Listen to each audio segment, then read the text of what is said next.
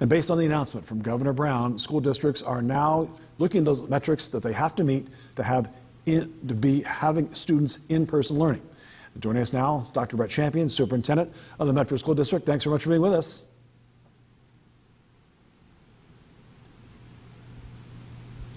So, Dr. Champion, tell us a little bit about what these numbers mean to you. Well, Brian, as you know, we've been working with our families and with our staff to ensure that we have a high quality education for all of our learners as we balance the safety and wellness of our students, our staff, and our community. And so we appreciate that the state is taking an eye towards what does that actually mean.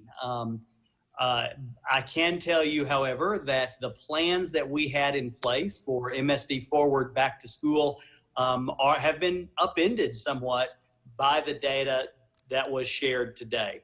And so this is going to take us retooling and trying to figure out what our next steps look like. Again, ensuring that we have a high quality education for every student and we maintain that safety for our students, staff, and community. So as of right now, are you looking at a far larger percentage of your students, especially in the older grades, going primarily distance learning or online learning, whichever term you prefer? Yeah, that's exactly right, Brian. So we have, based on the guidance today, if we were to start school today, then our 4th through 12th grade students would all be in comprehensive distance learning. Our kindergarten through 3rd grade students would possibly be in-person learning, but part of what we're needing to see is where are our numbers trending. One of the things we don't want to do is to start in one section and then have to back off of it real quickly because our numbers start trending in a different direction. And so this information is so new, it's going to take a team of educators to look at what makes the most sense for our kindergarten through 3rd grade students and our most vulnerable learners as well. I know you've been working hard to set up sort of the three-pronged approach, the all in class, the hybrid, and the all home. How do you adjust your balance of teachers and instruction to make this new model work? You're exactly right, Brian. We literally had our teams working on that today, trying to figure out, match up the numbers of our students who are enrolled in our new online school, Medford Online Academy. We've had a great outpouring of folks who are interested in doing that full time. About 800 folks have signed up for that. And so we're going to need staff to work with those students. And then we're trying to match up what exactly the rest is going to look like. We do want to assure our parents and our staff that we have some plans for what this comprehensive distance learning is going to look like.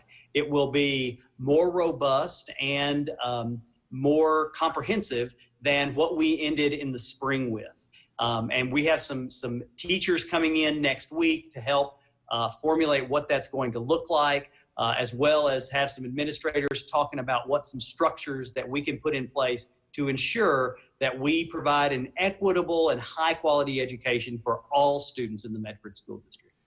If you have to go with such a large number of kids doing distance learning, is the infrastructure in place for the numbers that you're going to need? Can the teachers do whatever electronically they have to do for the numbers that they'll be faced with in the fall? Yeah, one of the things that we're looking at, Brian, again, this is brand new information to us, and so we're working to pivot quickly. But based on the fact that we're going to be doing this, looks like comprehensive distance learning, we're looking at a system where teachers will be able to teach their classes, but have resources available at fingertips for our students, our parents, and for our teachers, so that they're not having to try to mishmash a whole bunch of different resources together, that we have one comprehensive learning management system that will be one click for our students, one click for the parents, and one click for teachers. And then they're able to actually teach their classes over Zoom, and then have the resources within that one click for us to get that information back from students. And so it's going to take some training, and we are going to need some time. And so we're going to be asking for our parents for some grace as teachers and all of us learn this new system and what exactly it's going to look like.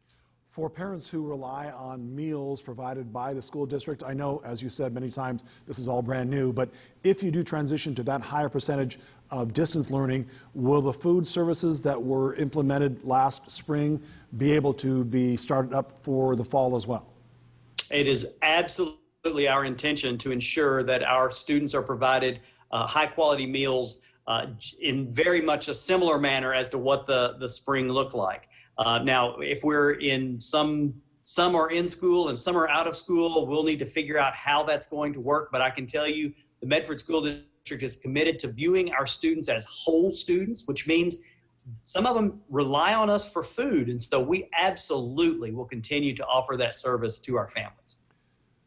Dr. Brett Champion, Superintendent of the Medford School District, along with other superintendents across the state, a very busy couple of weeks ahead for you. Thank you very much for making time for us today. Thank you. Thank you, Brian.